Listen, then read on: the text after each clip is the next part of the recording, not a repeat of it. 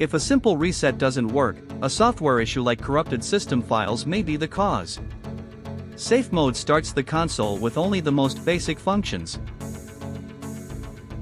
Ensure the PS4 is completely off, with no lights showing. Connect a controller to the PS4 using a USB cable. Press and hold the power button on the console. You will hear a first beep, and then a second beep about 7 seconds later. Release the power button after the second beep. The system should start in safe mode.